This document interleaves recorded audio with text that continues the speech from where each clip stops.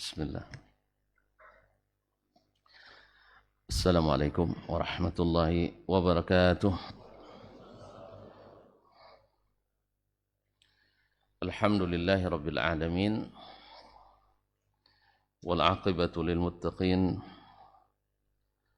Wala udwana illa 'alal zalimin.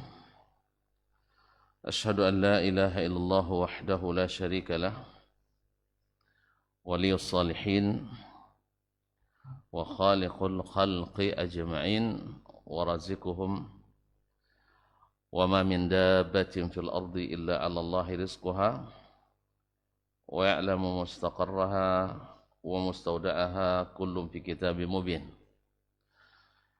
Wa ashhadu anna Muhammadan abduhu wa rasuluhu as-sadiqul amin sallallahu alaihi wa ala alihi الطيبين وأزواجه الطاهرات أمهات المؤمنين وأصحابه الغر الميامين والتابعين لهم بإحسان إلى يوم يمتاز فيه أصحاب الشمال عن أصحاب اليمين ثم أما بعد فأوصي نفسي وإياكم أيها المسلمون وأيها المسلمات بتقوى الله عز وجل رب الأرض والسماوات فإنه قد فاز المتقون يا أيها الذين آمنوا اتقوا الله حق تقاته ولا تموتن إلا وأنتم مسلمون معاشر الحاضرين الصائمين والحاضرات الصائمات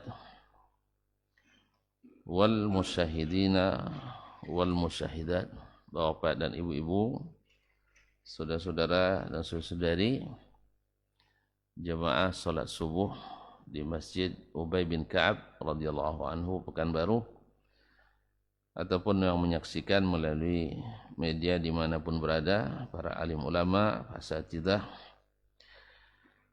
nenek mama, tokoh adat, tokoh masyarakat, serta semua yang hadir atau yang menyaksikan dimanapun berada. Alhamdulillah, di hari yang ke ragu, hari yang ke 13. Hah? 13. 12. Hitung Senin mulai, Bang. Senin mulai kan? Oh, Selasa, iyalah. Selasa rupanya. Berarti yang betul semuanya sah, semuanya tahu. Jadi 1A, 1B, 1C sama-sama boleh. Nah, Allah musta'an. Di hari yang ke-12 ini kita masih diberikan Allah Subhanahu wa taala kesempatan. Mudah-mudahan hari-hari yang sudah kita lewati sudah tersimpan rapi. Tidak boleh diungkit-ungkit lagi, tidak usah dipublish lagi. Biarlah Allah sendiri yang jaga dalam catatan para malaikat yang tidak akan rusak. Kalau kita yang catat, banyak yang rusak catatannya. Allah musta'an. Kita bersyukur kepadanya masih bisa bersama. Lagi di pagi ini kita bisa pula menyambung kaji pekan yang lalu. Sebenarnya pekan depan lagi, tapi tak tertahan kerinduan untuk bertemu. Jadi sebab itu dimajukan karena Ustaz Dr. Muammar sedang umrah. Jadi ketujuh deh ayam padi obah. 7 ayam padi obah. InsyaAllah beliau pada pekan yang akan datang dengan izin Allah SWT. Semoga beliau selamat pergi balik, diterima amal, diampuni dosa, dan mudah-mudahan tak lupa sama kita untuk berdoa untuk kita. Mudah-mudahan suatu hari nanti kita pula yang pergi. Amin ya rabbal alamin. Salawat dan salam kepada baginda Nabi alaihi salatu wassalam, yang kita hadir untuk berusaha selalu mengingatkan bagaimana menghidupkan apa yang beliau telah hidupkan.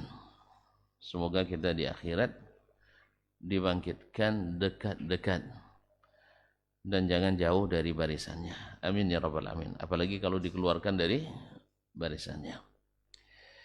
Oleh itu, mari kita serius untuk mengikutinya dan serius pula untuk menjauhi yang menjadi lawan-lawannya atau yang tidak setia mengikutinya. Kemarin masih berbicara tentang adabu ashabi al-hadis, tentang adab para ashabul hadis. Sekali lagi kita ulang, ashabul hadis, sahibul hadis, mereka yang selalu mengamalkan hadis Nabi SAW, baik sedikit yang diriwayatkan atau yang dihafalkan atau yang diketahuinya ataupun banyak, dan mereka selalu menjadikan hujjah dalam berakidah, dalam beribadah, dalam bermuamalah, bahkan dalam beradab dan akhlakul karimah. Rujukannya adalah hadis Nabi SAW, bukan tradisi, bukan warisan nenek moyang ataupun kearifan lokal, karena semua itu harus tunduk kepada apa yang Allah dan Rasul jadikan berlaku.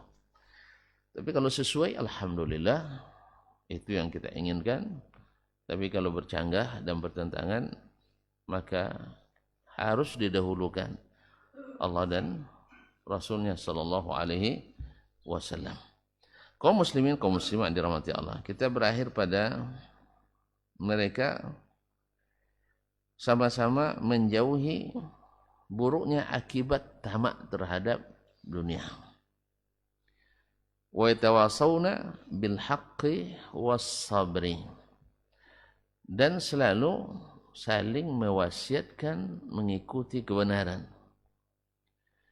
Wa tawasaw bis sabri, dan untuk senantiasa bersabar.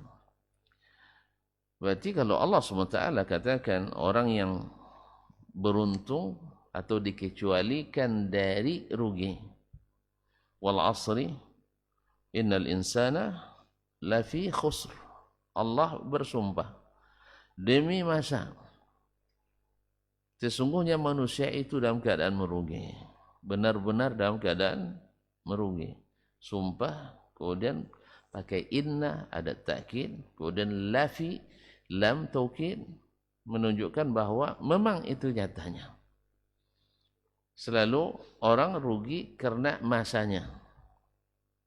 Orang mati ingin balik karena waktunya disia-siakan.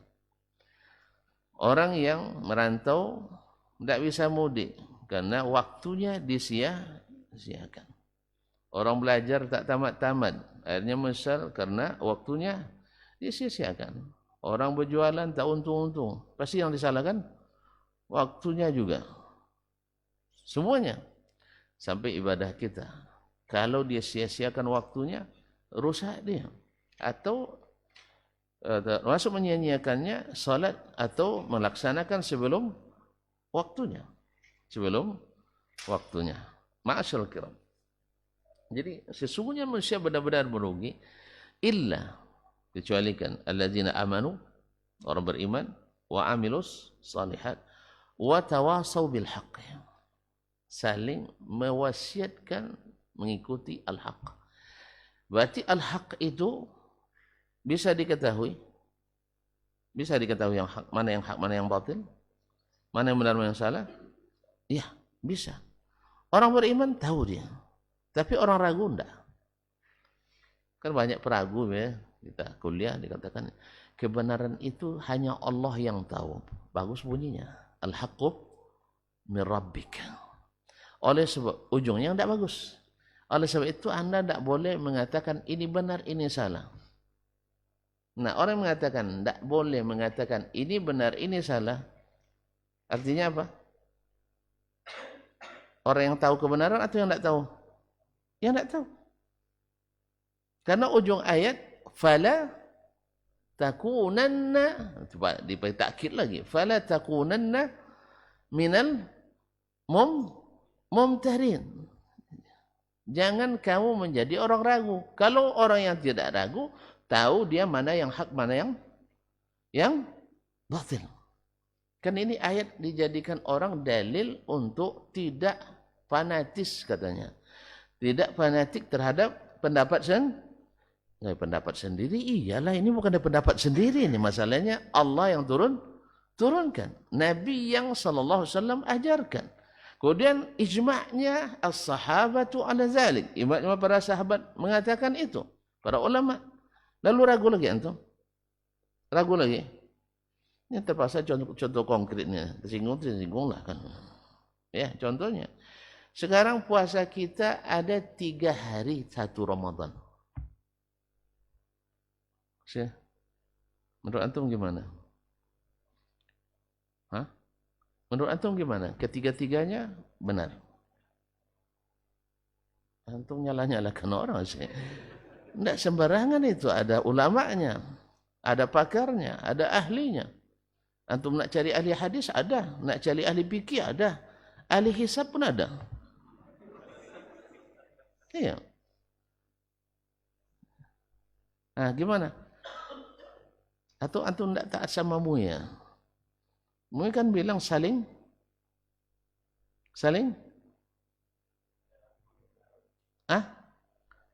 menghormati. Ya, yang nak puasa tanggal 1-nya Senin, silakan. Nak tanggal 1-nya Selasa, silakan. Nah, tanggal 1-nya Ahad kemarin, silakan. Terus yang benar yang mana? Terserah Allah sajalah. Kan itu lagi, terserah Allah sajalah. Ini tanda bahwa tidak punya keyakinan. Orang yakin al-haqqu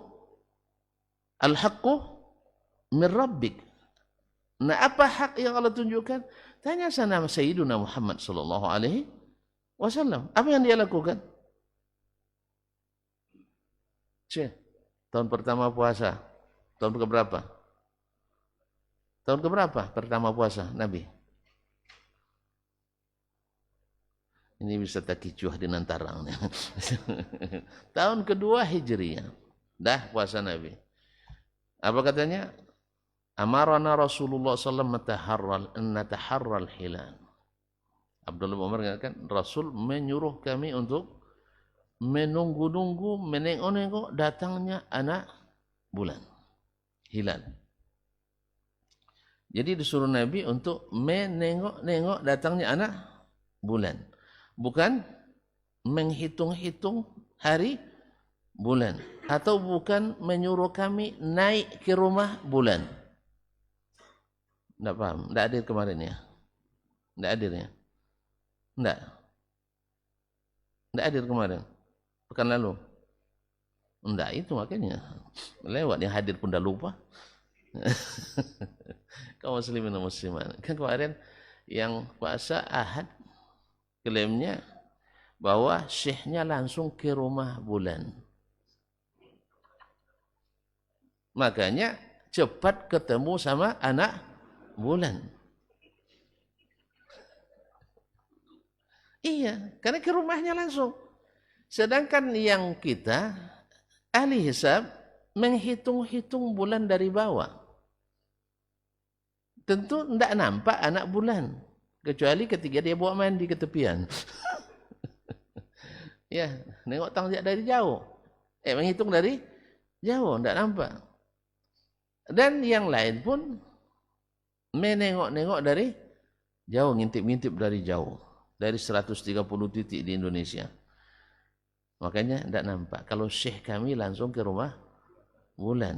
Lalu dibukakan pintu oleh induk bulan. Ini anak saya katanya. Makanya cepat puasanya dari yang lain. Besok ada yang klaim lagi. Syekh itu terlambat datangnya. Datang syekh kami lebih cepat datangnya. Pas dia syekhnya datang, bulan sudah tutup pintunya. Saya pas kelahirannya masuk. Ini semua kaum muslimin dan muslimat adalah semua klaim dan pasti semuanya menganggap yang benar. Sahih? Nah, itu urusan. Silakan menganggap yang benar. Tapi bagi orang yang berilmu tentang yang diajarkan Allah dan Nabi sallallahu alaihi wasallam, dia tahu. Nabi di tahun pertama puasa menyuruh sahabat untuk tahari al-hilal, melihat-lihat bulan. Lalu terlihat oleh sahabat, dilaporkan ke Nabi. Lalu Nabi umumkan, besok kita puasa. Taib. Tahun kedua, Nabi melakukan hal yang sama. Padahal Nabi sudah nyatakan, kita umat ummi, tidak pandai tulis, baca, dan tidak pandai ilmu hisab.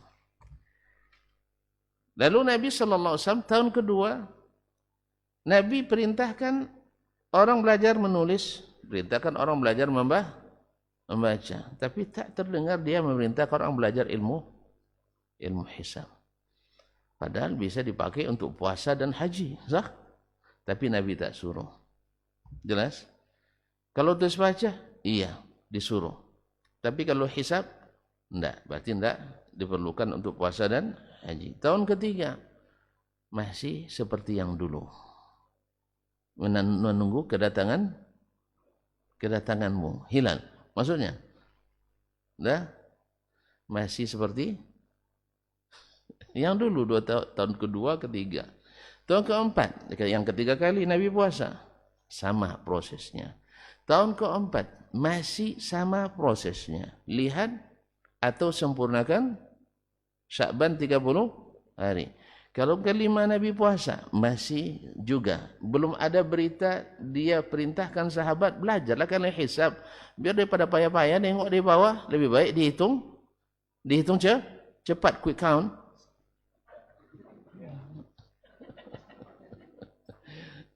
Akhirnya terpaksa relkon mengikuti quick. Allah musta'an. Tahun ke-6 masih seperti itu. Tahun ke-7 sama juga, ke-8 sama, ke-9 sama. Nah, masih ragu antum tuh? Masih ragu? Kalau ragu berarti antum tadi berhenti pada al-haqqu mir rabbik. Kalimat fala takunanna minal mumtarin antum simpan. Hanya Allah yang tahu mana yang benar. Klaim si fulan langsung ke rumah bulan, Allah yang tahu yang benar. Hitung-hitung di atas kertas, Allah yang tahu mana yang benar. Yang melihat, Allah yang tahu yang benar. Akhirnya semuanya benar. Kalau satu, 3 kali semuanya benar, masuk. Jelas? Nah, orang berilmu dan beriman pada ilmu yang diajarkan Allah Rasul, tidak ragu bahwa tanggal 1 hanya satu kali. Bahwa puasanya bukan tanggal 10 Maret, bukan tanggal 11 Maret, bukan tanggal 12 Maret, tapi puasanya tanggal 1 Muharram. Masih bangun, alhamdulillah. Iya, sekira 1 Ramadan. Tidak ada yang puasa tanggal 11 Maret. Itu bukan puasa kita. Puasa kita adalah tanggal 1 Ramadan. Besok hari raya juga gitu. Antum raya hari apa? 1 Syawal, bukan 10 April. Dan bukan 9 April. Yang umumkan 9 atau 10 April berarti beda dengan kita. Dan kita yakin mereka sah? Mereka sah? Mak berani untuk nyalakan ulama. Iya memang gitu. Orang yang berilmu berani nyalahkan. Kalau tidak berilmu, tidak berani. Atau orang yang yakin dengan ilmunya, berani. Kalau yang tak yakin, cuman jangan sembarang yakin aja Ustaz. Itu maksud saya. Nanti antum terima fatwa dari Syekh antum bilang, ini yakin, hakul yakin. Tidak. Saya kenapa sampai yakin? 9 kali Nabi puasa, Nabi tidak menggunakan kecuali 2 metode saja. Sahih? Kemudian di zaman sahabat berlaku yang sama. Di zaman tabi'in berlaku yang sama. Tabi'in berlaku yang sama. Baru di pengikut-pengikut mazhab, mulai mereka memakai hisab untuk menjadi istilahnya, untuk menjadi petanda. Kapan kita nak melakukan ru'yat? Mereka mulai pakai hisab. Bukan menjadi penentu. Lama-lama karena sering bersama akhirnya dijadikan penentu. Akhirnya dirubah aturan sehingga masuklah ilmu hisab. Padahal hisab itu sudah ijma' ditinggalkan oleh generasi pertama, generasi kedua, generasi ketiga untuk menentukan. Apalagi kalau yang mengatakan langsung ke rumah bulan. Ini kalau tahu orang NASA, ya ini disewa mahal ini. Sebab sekali penerbangan, tahu tak tuan, sekali misi ke bulan, tahu tak habis dananya? Berapa bang? Berapa triliun? Tidak ada yang tahu rupanya. Itu makanya. Gimana? Aduh, apa? Anda baca dong. Antum tidak baca masalahnya. Iya, hanya 100 miliar dolar. 100 miliar dolar. Tengok dolar berapa bang? Ada yang tahu dolar tak? Rupiah sedang melemah ini bang. Tak boleh, pastilah biar boleh. Tengok. Langsung nanti jawabannya. Kurs dolar. Dengar ke bang? 15.814,15. Kamu maksud boleh banyak. Aku 800 itu ni. 800 triliun tambahannya. Beda yang 0,8 tadi kan. Dia kan bilang 15.000. Kan hilang 800 kan. 800 kali 100 miliar. Berapa? 800 miliar kan? Iya. Iya enggak? Nah, sekarang 15.815 dikali 100 dolar. 100 miliar dolar. Enggak teto nih. Lebih kurang 1.500 triliun. Iya. Salah hitung saya. 1.500 triliun. Bisa kita pergi ke bulan. Bisa kita pergi ke bulan. Tengoklah rusaku kita. APBN kita berapa? Enggak jadi laporan bang. APBN kita berapa? 2.000? Ya sekitar 2.500 triliun. Kalau berangkat ke sana habis 1.500. Jadi oleh sebab itu tidak usahlah Indonesia nak buat program ke bulan kecuali melalui syekh-syekh tadi. Maka dimanfaatkan itu. Digunakan itu supaya dia sebelum diambil hak patennya oleh NASA. Ini kaum muslimin. Jadi semua ingin diakui yang benar. Tapi kita tidak diajarkan oleh Nabi, sahabat, tabi'in, tabi'in bahwasanya melihat bulan atau menyempurnakan bulan 30 hari. Sejelas itu tapi tetap kabur. Sebab ayat tak disambung. Al-haqqu min rabbik. Mereka inginnya lan nu'mina laka hatta narallaha jahra. Kami tidak beriman kepadamu sampai kami melihat Allah terang-terangan. Kami tidak akan beriman kecuali Allah bilang ini yang benar. Langsung Allah datang. Ya. Atau sekarang langsung Nabi yang keluar dari kuburnya. Yang bisa mengatakan bertemu Nabi sambil bangun. Ayo, keluarkan Nabi sekarang. Ayo, kami nak ingin. Nak tunjukkan mana di antara tiga pendapat ini yang benar ya Rasulullah. Tolong baca selawatnya. Selawat yang membangunkan Nabi di kubur. Tak antum tahu. Kan ada yang bilang kami berdebat tentang ini bilang hadisnya dhaif, dia bilang sahih. Akhirnya saya pergi ke kuburan Nabi. Nabi keluar dari kuburnya, kamu yang sahih. Ini selalu yang bertemu itu yang bilang sahih. Jarang pula dia bilang temanmu yang sahih, kamu yang salah. Kan jarang kan? Yang selalu yang bilang kamu yang Sahih. Siapa yang akan bisa debat? Dia ketemu Nabi, awak tidak ketemu Nabi sallallahu alaihi wasallam. Sah? Kan sekarang Dasman walaupun lama di Madinah tidak pernah ketemu Nabi. Sah? Tapi bapaknya sekali haji langsung ketemu Nabi. Orang percaya sama beliau atau sama Dasman? Ustaz, orang akan percaya sama beliau atau sama Dasman? Sama beliau. Oh ternyata tidak ada guna lama-lama di Madinah itu dah. Iya, main-main aja di sana. Kalau Syekh kami, masya Allah, sekali panggil Nabi langsung keluar, langsung diciumnya lutut Syekh kami. Akhirnya masalahnya jadi jadi tidak jelas, tidak jelas. Jadi kaum muslimin dan muslimat dirahmati Allah, inilah watawasau bil haqqi watawasau bis sabr. Karena mereka tahu hak itu. Dan hak itu bila diketahui dan disampaikan, kadang-kadang menimbulkan imbas yang tidak menyenangkan. Apa itu? Dimusuhi oleh orang yang tidak setuju.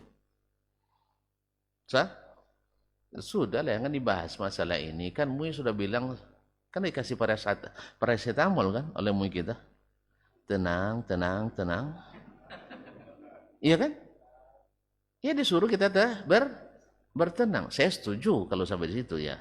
Kalau sedang kambuh kan dikasih paracetamol, tapi harus diobati seperti spesialis. Dan menurut saya MUI itu bukan dokter umum, tapi spesialis. Kita berharap seperti itu supaya penyakitnya jangan lagi kambuh. Sebab malu kita sama dunia internasional. Ngapain orang Indonesia tuh sebanyak itu? Mohon maaf tuan-tuan.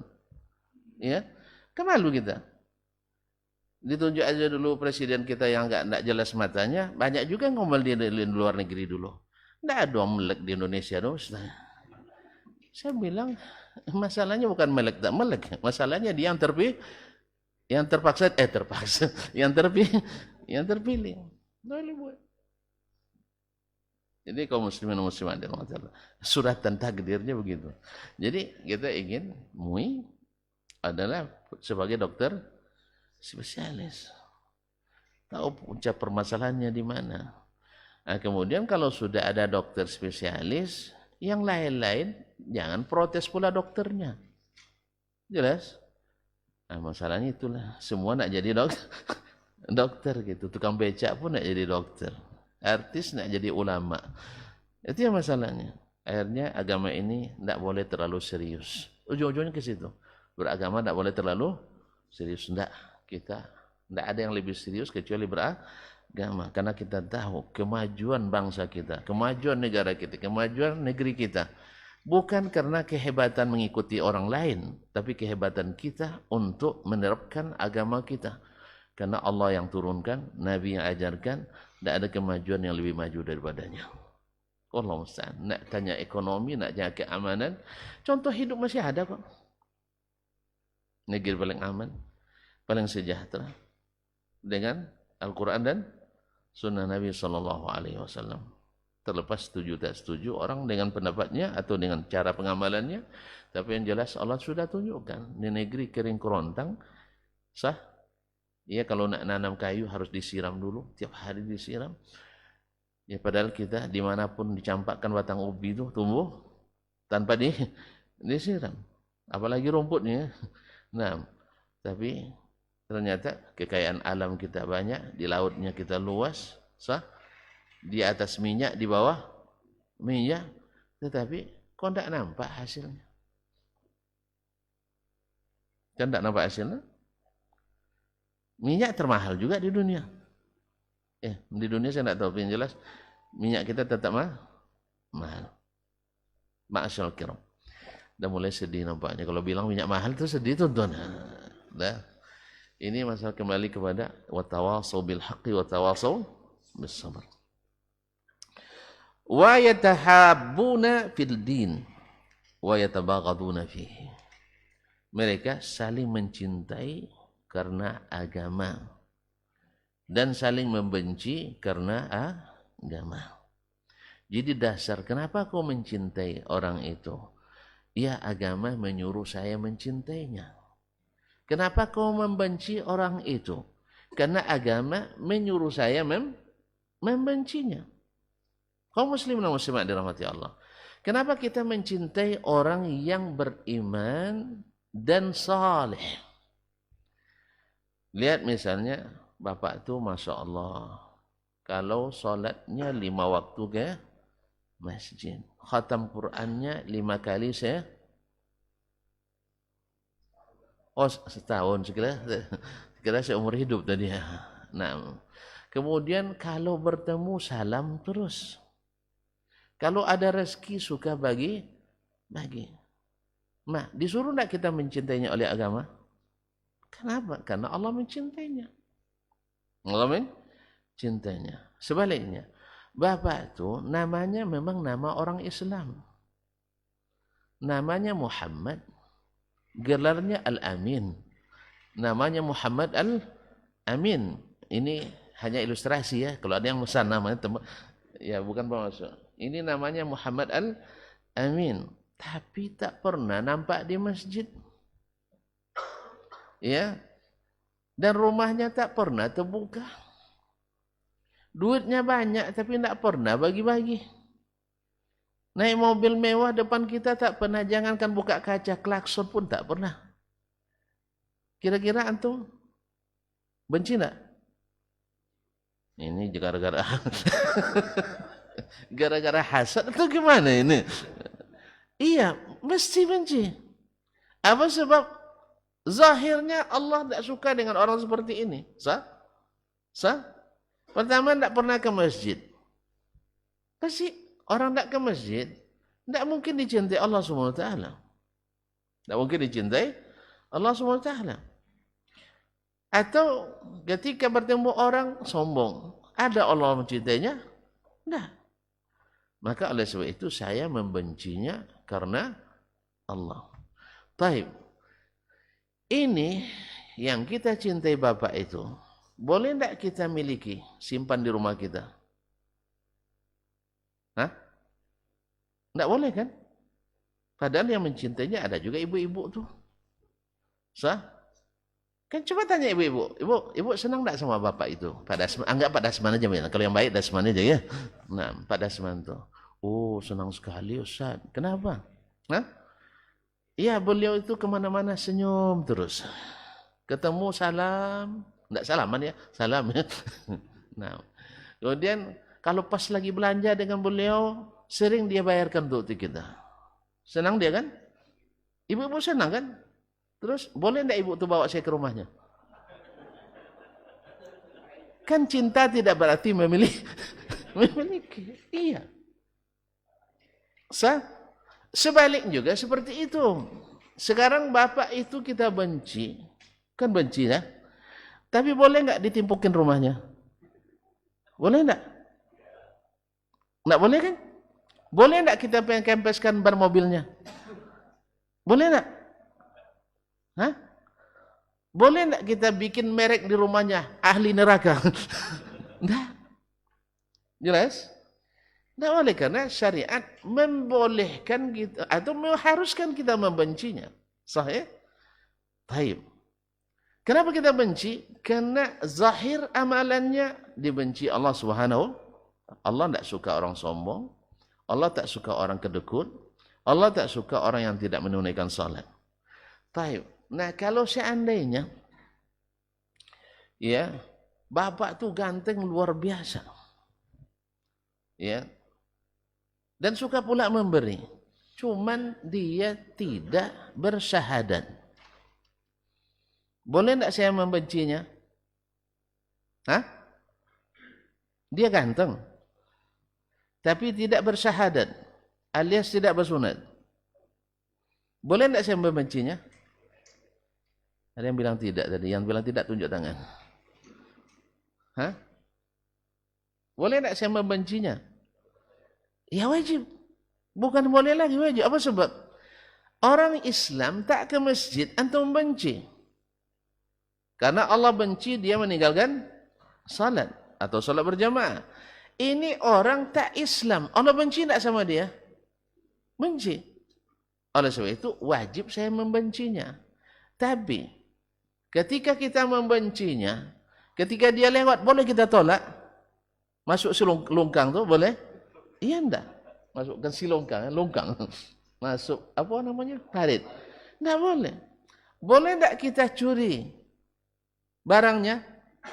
Iya enggak boleh. Boleh pas lewat kita, kini kan kaki kita tackle dia. Boleh? Ya enggak boleh. Jelas? Kemudian ada anaknya, lalu kita sandra, boleh? Ya enggak. Namanya sandra, lalu kita sandra pula. Enggak boleh. Jelas tuan-tuan? Ini orang yang enggak paham, kadang-kadang kalau kamu benci pasti kau bawa pistol untuk tembak. Bukan, enggak ada Islam mengatakan begitu. Ini akibat enggak mengenali kebenaran. Sehingga yang terjadi apa? Tidak sedikit dia ngakunya mencintai Islam dan Islam, tetapi pada umat Islam keras, pada orang yang bukan Islam bela-belain sampai main pijit-pijitan, sampai senggol-senggolan, main jaga-jagaan. Umat Islam main bubar-bubaran. Jangan bilang lepas. Kan banyak juga yang selain itu. Nah, ini akibat apa? Karena tidak bisa mendefinisikan wala dan bara kecuali menurut definisi orang-orang yang membenci Islam. Kalau kamu membenci orang kafir, berarti nanti tertulis di dadamu harus membunuh. Siapa yang bilang saya? Nabi kita sallallahu alaihi wasallam ajarkan akhlak luar biasa.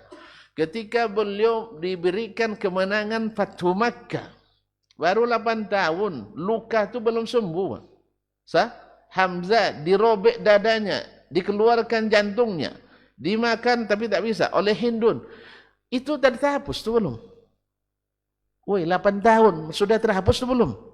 Belum terhapus. Kita aja sekarang belum terhapus sama kita. Dosa itu. Belum lagi Mus'ab bin Umair syahid, Abdullah syahid, dan banyak lagi sahabat yang merenggut nyawa tapi fi sabilillah. Tapi Nabi katakan, izhabu fa antum mutlaqah. Ini akhlak. Bahwa orang kafir itu bukan harus dibunuh. Bukan harus dibunuh. Bahkan ada orang-orang kafir yang haram dan kita terancam masuk neraka. Terancam masuk neraka dosa besar, dosa kecil. Mengganggu, jangan bunuh, ganggu mereka tidak boleh. Cuman karena tidak belajar Islam dengan benar, akhirnya bikin pemahaman sendiri tentang itu, wala dan bara, sehingga diharamkan wala dan bara. Ini potensi untuk radikal. Antum yang radikal karena tidak paham agama. Apa dia termenung tuan-tuan? Terlalu keras sekali saya. Kalau gitu saya lunakkan suara sedikit. Nah, kaum muslimin dan muslimat dirahmati Allah. Ini yang namanya benci dan cinta karena dalam agama. Orang berdosa kita benci, dan tidak ada dosa yang lebih besar daripada dosa syirik. Tidak mungkin saya saling mencintai dengan kaum musyrikin. Tidak. Tapi kasihan, perhatian, membantu di saat butuh, itu wajib bagi saya. Nanti nampak orang geletak di jalan, tengok, moncino saja, biarin aja. Tidak boleh, harus kita bantu. Jelas ya? Jatuh dek motornya, misalnya, tengok rupanya ada kalungnya gambar. Mati loh. Jangan. Itu bukan akhlak kita. Kalau ada yang buat seperti itu, berarti dia juga tidak paham agama. Salah kita, kenapa tidak ajarkan mereka agama yang benar? Bukan hapus kurikulum agama. Bukan agama yang salah. Dia tidak beragama, namanya saja Muhammad. Iya, banyak namo-namo. Apalagi dulu yang orang-orang sekuler yang di Arab-Arab itu ya, namo luar biasa. Ali Zainal Abidin, namo kan. Subhanallah. Nama-namanya bagus-bagus. Cuman otaknya na'udzubillah. Ya, tapi kan di zaman Nabi kan yang kafir Nabi ada juga nama Abdullah kan? Iya. Ada nama Abdullah yang kafir? Wih, ada, tidak pernah dengar. Itu makanya itu lambat. Saya sekarang sebutkan Abdullah bin Jud'an. Atau lambat hadir itu masalahnya. Kemarin dah hadir. Abdullah bin Jud'an. Antum pernah beli makanan drive-thru? Belum ya? Tolong dia bawa nanti Bu. Beli sambil nyetir gitu ya. Belum pernah? Misal semacam, di sini ada apa? Ada ya? Atau ATM kan ada juga kan? Tidak turun dari mobil. Iya. Nah, drive thru ya. Betul bacaan saya. Nya guru bahasa Inggris tapi tidak pandai bahasa Inggris. Lama ngajar bahasa Inggris dulu cuma karena itu yang diterima di guru sebelumnya belajar tensis. Bukan belajar bahasa. Sama. Kita di rata-rata di pondok itu belajar bahasa Arab tapi yang belajar qawaidnya bukan bahasa Arabnya. Sehingga kadang itulah bahasanya anta ilas sa'ah, kamu ke jam. Anta kamu, ila ke, as-sa'ah jam. Anta ilas sa'ah, kamu ke jam. Jadi ketika bertemu sama orang, Syekh, anta ilas sa'ah. Apa kata kamu maunya? Anta ila sa'ah. Ya ta'ani ana ajlis ila yaumil qiyamah. Maknanya saya akan hidup sampai hari kiamat ya. Kan as-sa'ah dalam bahasa Arab kan hari kiamat kan? Anta kamu ila ke. Jadi anta ila sa'ah kalau Arab pahamnya kamu akan hidup sampai hari kiamat. Tapi kalau bahasa Indonesia menjadi kamu ke jam. Nah. Jadi anta ya syekh anta maza faqat. Kamu ada-ada saja. Anta maza faqat. Jadi drive thru. Nah, Abdullah bin Jud'an ini tolong catatkan ya sebenarnya dia yang berhak dapat hak paten itu. Ya. Bukan yang penemu yang sekarang tuh. Jadi drive-thru dia di hari musim haji itu setiap musim haji berinfak hanya 1.000 ekor onta. Sikit. 1.000 ekor onta. Kalau dibagi-bagikan ke Masjid Ubay bin Ka'ab cukup enggak untuk selama Ramadan? Seekor ini cukup. Ini 1.000 ekor onta. Saking besarnya kualinya atau kancahnya itu, orang ngambilnya bisa sambil di atas ontanya. Iya sambil berjalan jemaah itu ambil makanan. Itu namanya drive. Nah, diambil sambil dan tidak bayar. Gratis. Terus ditanya oleh Ummul Mukminin Aisyah radhiyallahu anha, ya Rasulullah, ayanfa'uhu zalika yaumil qiyamah? Bermanfaat enggak itu baginya pada hari kiamat? Kata Nabi, lam yaqul yawman rabbighfirli yawmaddin. Dia tidak pernah berkata, ya Rabbi ampuni saya pada hari kiamat. Dia mati dalam keadaan kaf. Namanya siapa tadi? Abdullah.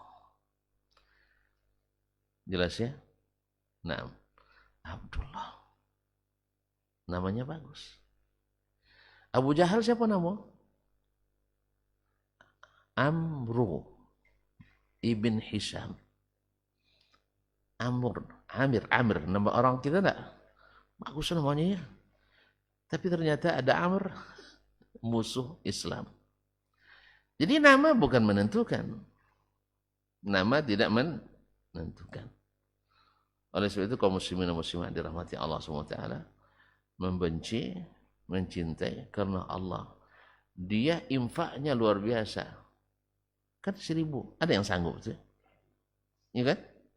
Negara paling sanggupnya tiap tahun. Tapi tidak bermanfaat. Namanya tidak bermanfaat.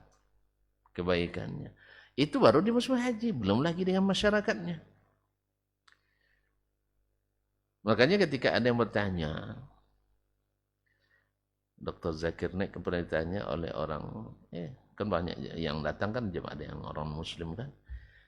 Ini orang non-muslim. Dia punya infak di mana-mana. Apa istilahnya, donasi ya? Di mana-mana. Dalam jumlah yang tidak terhitung oleh kita. Mungkin ratusan miliar. Lagi sekarang orang-orang kaya kan, di Afrika dia pelihara 1.000 yatim. Misalnya di India dia pelihara 1.000 janda. Jangan salah paham Ustaz ya. Sensitif sekali dengar bahasa itu ya. Nah, kemudian Nabi menyuruh kita untuk memelihara kan. Nah, kemudian bangun sekolah, bangun, pokoknya macam-macam dia bangun. Bahkan mungkin juga membantu masjid. Karena dia Masya Allah dengan alasan kemanusiaan dia tidak beda-bedakan agama. Hindu dibantunya, Kristen dibantunya, Islam dibantunya. Kan ada. Kalau di Afrika sana banyak tuh. Mereka bantu semuanya. Cuman dia tidak Islam. Nah, bagaimana menurut Syekh? Ini orang kebaikannya luar biasa. Orang Islam aja tidak bisa buat. Masuk surga atau tidak?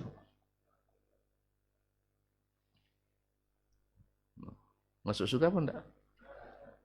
Memang surga untuk orang Islam aja. Enak sekali kalian nama Islam. Ada yang bilang, Syekh dari Mesir bilang, surga bukan hanya untuk orang Islam katanya. Dan sayang Syekh ini jadi rujukan pula di Indonesia. Allah musta'an. Jadi yang berhak masuk surga bukan hanya umat Islam. Ya, Yahudi berhak masuk surga. Nasrani berhak masuk surga. Barangkali, mudah-mudahan maksud beliau adalah di masa Nabi mereka dulu. Masih hidup. Sebelum datang Nabi setelahnya. Mungkin itu maksudnya. Tapi kalau di mafhum kita, dia menyampaikan dalam munasabah hari ini, tidak bisa diterima. Tapi jadi rujukan besar jadi syekh besar di negeri kita. Ala kulli hal. Kalau dia tersalah, semoga Allah maafkan. Ya, kalau dia sengaja salah, semoga dikembalikan dan kita tidak boleh mengikutinya. Dijawab oleh Syekh Zakir Naik. Pak katanya, kalau ada mahasiswa, seseorang, bukan mahasiswa, ikut belajar di kampus dari semester 1 sampai semester 8, ikut pula ujian, selalu nilainya A+, tapi dia tidak terdaftar, tidak ada NIM-nya, nomor induk mahasiswa, otomatis tak bayar. Iya, SPP, uang kuliah. Jelas? Lalu ketika teman-temannya tamat, dikasih ijazah. Dia tidak dapat ijazah. Nah, menurut Bapak, universitas telah menzaliminya atau tidak? Kenapa? Dia tidak mendaftar. Maka Allah sudah jelaskan, tidak akan masuk surga kecuali orang yang beriman. Orang yang Islam. Nah, oleh sebab itu, kita bilang segera mendaftar. Terlambat pun daftar tidak ada masalah. Walaupun di last time. Walaupun di last time. Misalnya umurnya 71, di hari terakhir dari umur 71 itu, dia mengucapkan asyhadu an la ilaha illallah wa asyhadu anna Muhammad. Diterima tidak pendaftarannya? Mahal tidak uang pendaftarannya? Tidak. Tinggal daftar. Iya, ahlan wa sahlan, semuanya kita tidak akan tolak, sah? Tidak ada syarat-syarat kecuali Hah? Kecuali mengucapkan la ilaha illallah. Pendaftaran di mana saja, bebas. Nak di Masjid Ubay boleh. Di masjid, apa lagi? Yang dekat sini. Hah? Al-Jihad boleh. Nak di Masjid Asy-Syafi'i boleh. Masjid apa lagi? Pokoknya silakan daftar. Tapi kalau bisa di Ubay lah, ya, biar kami dapat pahalanya. Kan itu kan. Kalau bisa banyak daftar di Ubay bin Ka'ab. Ikut pulang ngaji di sini. Yang tidak ada fala takunanna minal mumtarin. Al-haqqu min rabbik. Jelas. Nampaknya terpaksa juga kita undur lagi tambah. Tapi memang setiap kata yang disampaikan beliau ini harus dikembangkan. Jadi saling mencintai di dalam agama dan saling membenci juga dalam agama. Kalaulah orang maksiat mencuri, boleh kita benci, bahkan wajib dibenci, sah?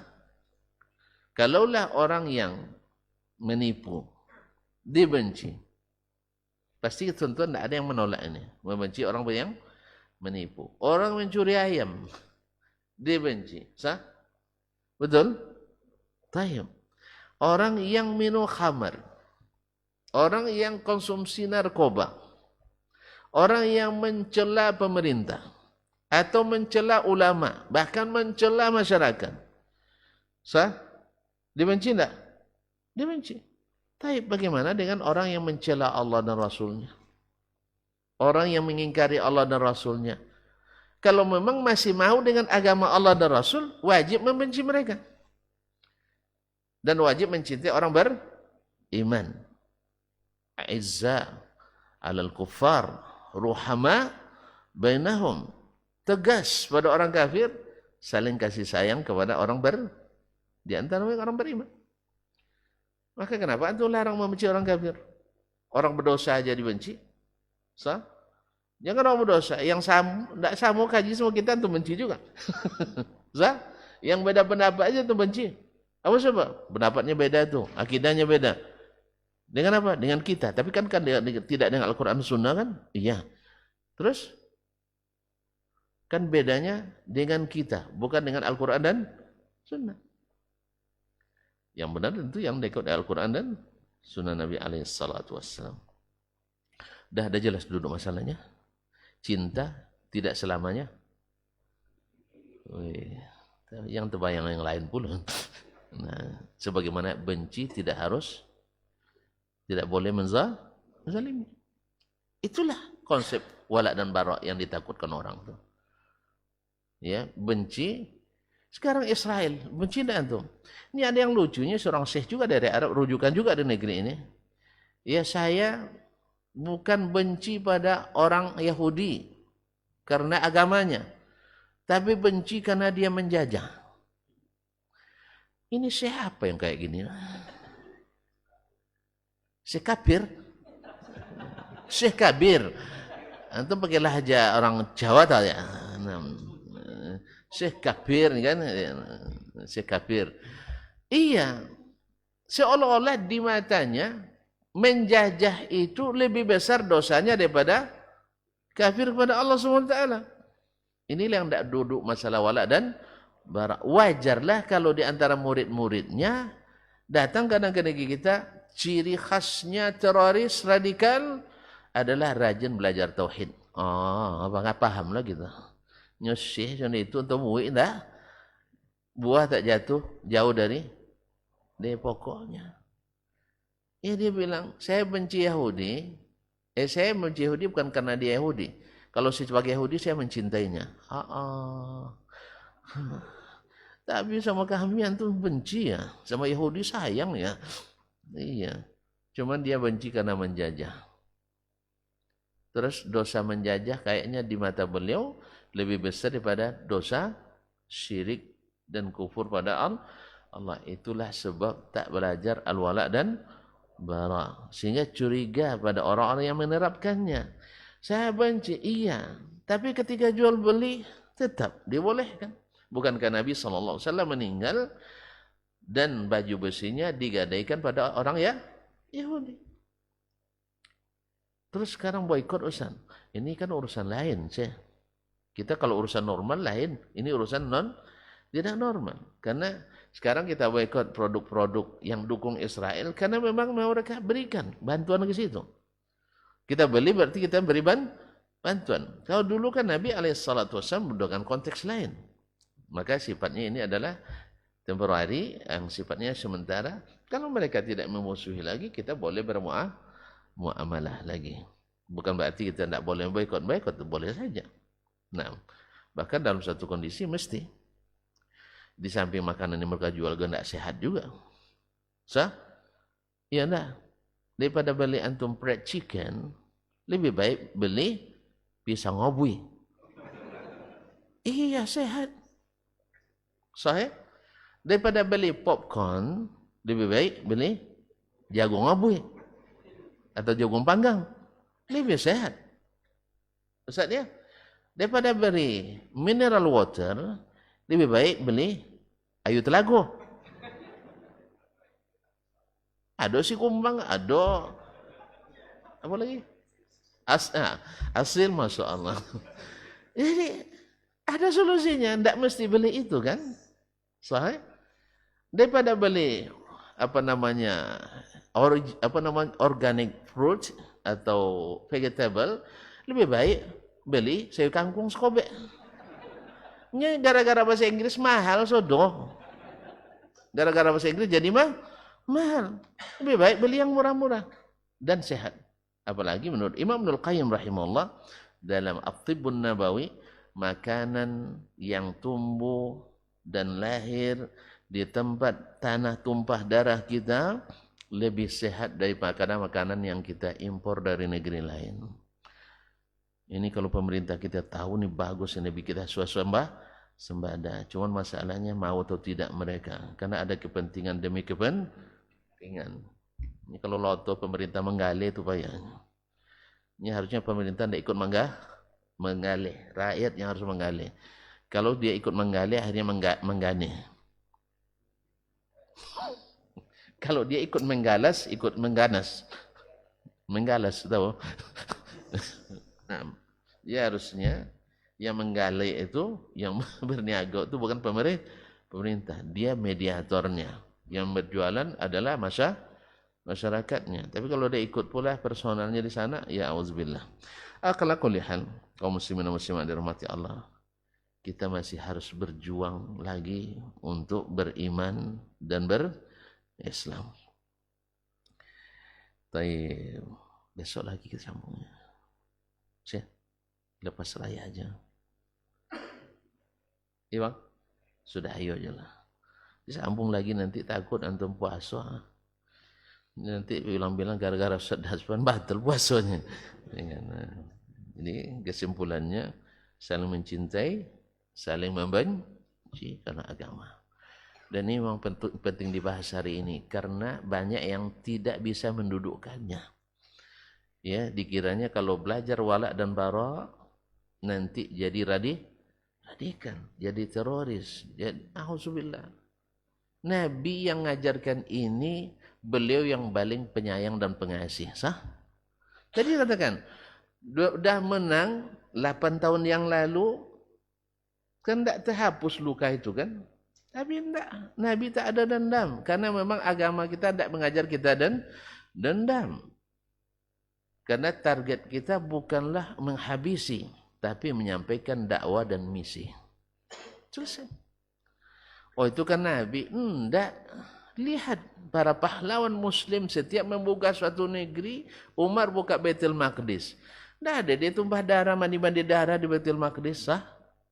Bahkan ketika menyerahkan kunci gereja terbesar di waktu itu oleh orang itu, pada orang kalah nih, tapi syaratnya mesti datang khalifah ke sini, Umar bin Khattab. Datang Umar radhiyallahu anhu. Padahal habisi aja lo orang tuh, dia pula nak atur-atur kita. Enggak, Umar, dah hormati. Karena memang petunjuk Nabi. Kemudian di perang salib, Salahuddin Al-Ayyubi, dia masih teringat sekira 40 tahun yang lalu Baitul Maqdis dimandikan darah tidak kurang dari 800.000 orang rakyat sipil yang tidak bersenjata. Dan itu masih tercatat di Vatikan hari ini, syair-syair para pemimpin perang mereka waktu itu. Setelah menguasai Baitul Maqdis, mereka berkirim surat ke apa namanya yang di Vatikan tuh? Paus, ya, ke pausnya. Kenapa paus? Karena besarnya. Ya, kepada pausnya bahwa mereka sudah menaklukkan Baitul Maqdis dan kuda-kuda kami berenang darah di dalam kota. Ketika Salahuddin Allah berikan kemenangan, dia bilang tak boleh darah setetes pun tumpah di dalam kota. Nampak Ustaz? Ini walak baraknya. Tahu tak tuan-tuan tahu bahwa Salahuddin itu benci sama orang kafir? Woi, tahu kan? Apa buktinya? Dia bersumpah. Coba lihat.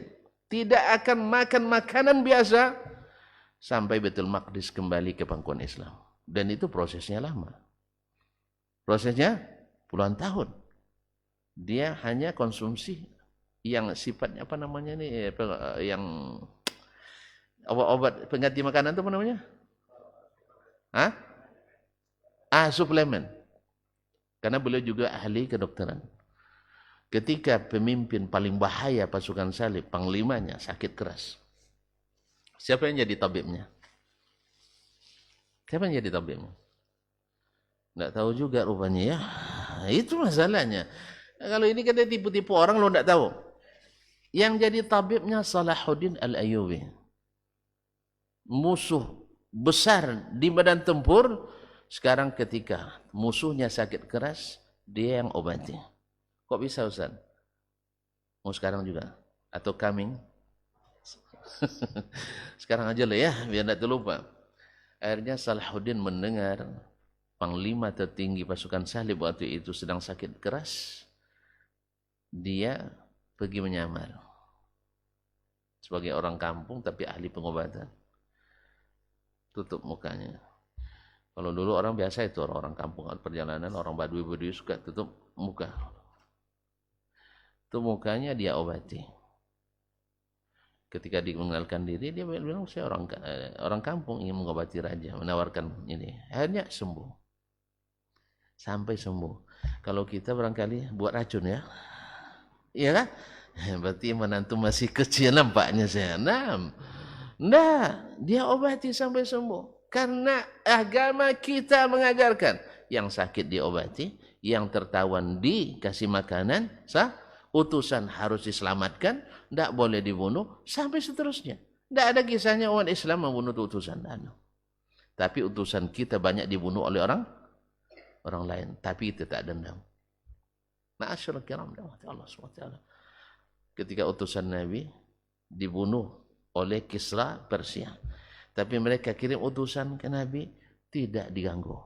Walaupun sakit kan? Sakit hati kita, utusan kita dibunuh. Balas saja? Enggak. Kita tetap dengan hukum. Jelas ya? Nah, ketika Salahuddin menguasai kembali Baitul Maqdis, tak boleh setetes darah pun tumpah. Ingat dia pesan Nabi SAW di Fathu Makkah. Akhirnya dia berikan pilihan referendum kepada orang-orang Romawi yang tinggal di Baitul Maqdis. Silahkan orang salib, silahkan kalian pilih balik ke negeri kalian, karena kan bukan negeri kalian, negeri kami, atau tetap tinggal di sini menjadi kaum zimmi. Subhanallah, mayoritas mereka memilih tetap di Baitul Maqdis dan tidak ada paksaan. Beda ketika pasukan salib menguasai Spanyol, merebut Spanyol dari kaum Islam. Tidak ada pilihan, murtad atau tidak ada pilihan. Beda kan? Makanya cara berpikir mereka Barat dengan cara berpikir kita terbalik. Mereka pikirnya menghabisi, kalau kita pikirnya menghidupi, menyelamatkan supaya mereka sampai dakwah kepadanya, mudah-mudahan masuk Islam. Kalau tidak, ikut aturan Islam. Dan aturan Islam lebih dicintai oleh orang non-muslim bahkan dari sebagian kaum muslimin. Karena mereka aman di negeri yang menerapkan hukum Islam. Tambah contoh lagi. Tambah lagi Ustaz. Hah? Mumpung lagi puasa. Enggak mau. Iyalah. Udah ditolaknya tambahan Ustaz ya. Jadi cukup begitu. Makanya orang yang belajar tentang Islam dari non-muslim itulah hasilnya. Wala dan bara dianggap sebagai sebagai titik awal radikalisme. Karena dia tidak belajar ke orang Islam masalahnya. Belajar dari pemikir-pemikir yang belajar ke barat. Cobalah kalau dia belajar ke orang Islam, dia tahu bahwa ini yang diinginkan Allah Subhanahu wa taala, bukan seperti yang ditafsirkan itu. Wabillahi taufiq. Oleh sebab itu maka kalau mereka paham sebenarnya justru ini yang harus diajarkan supaya apa? Antara pemilu agama itu jelas pembatasnya. Jelas pembatasnya, bukan mencampur adukkan cendol dengan kopi espresso. Dia gara-gara toleransi espresso campur cendol. Tidak masuk. Sate penyesawan campur dengan soto Padang atau bakso Solo, bakso Malang, ini orang Malang ya, bakso Malang campur dengan apa? Dengan sayur asem, tidak masuk. Toleransi itu adalah antum makan makanan antum, saya makan makanan saya, tetap kita semeja sambil berbicara, sambil bercanda, sambil dan sebagainya. Nah, antum agama antum pakailah, tapi kita tetap tidak mungkin saya mengakui agama antum. Saya tidak butuh juga pengakuan antum terhadap agama saya. Tapi ketika antum beribadah, saya tak ganggu, dan tolong ketika saya beribadah juga jangan diganggu. Selesai. Itu yang toleransi, bukan mencampur adukkan. Alhamdulillah konsep Islam lengkap. Makanya Allah jadikan kita sebagai ummatan wasatan litakunu syuhada'a 'alan nas. Kita yang harus mengesahkan orang, bukan kita yang harus disahkan orang. Dan cuma umat Islam sendiri karena belajar Islamnya bukan kepada Islam, sehingga memerami Islam sebagai sesuatu yang merusak. Nauzubillah. Mudah-mudahan Allah berikan kita pemahaman yang benar, pengamalan yang benar, kemudian iman yang benar, dan insya Allah kita berada di jalan yang benar. Baik, karena antum tidak menerima tambahan lagi, maka kita tutup sampai di sini. Sampai jumpa kembali di lepas Idul Fitri, Pak ya. Di Syawal atau mungkin juga di Zulqa'dah. Kan Syawal itu kan musim hari raya. Raya sekarang sebulan. Sahih. Kadang payah nak puasa Syawal kadang. Hari ini Ustaz, besok di rumah. InsyaAllah. Itu nak ke rumah tu nak makan pula kan. Bukan orang tu aja nak makan kan. Tapi Alhamdulillah. Ala kulli hal. Jadi di Zulqa'dah. Hah? Pertengahan Syawal. Yalah, semoga Allah mudahkan. Pokoknya kalau masih belum bisa nanti tinggal bagi tahu. Ya. Oleh telepon nanti dah bisa Ustaz? Belum. Kan gitu aja belum. Hah? Kue masih banyak. Ini ada pula yang curi-curi start nih Bang. Ini mohon maaf kawan-kawan yang di luar dah minta nih. Sebelum mulai kajian rutin Ustaz kunjungi kami. Ada yang di Sumatera Utara, ada yang di Jambi, ada yang di Bengkulu. Yang tak kalahnya pula orang Sumatera Barat. Ya, belum lagi yang di luar Jawa juga. Cuman awal karena abdi negara nih masalahnya. Ya sih, sudah jadi negara terbatas langkah ya. Nah, Allah musta'an. Yang bagus tuh jadi Abdullah.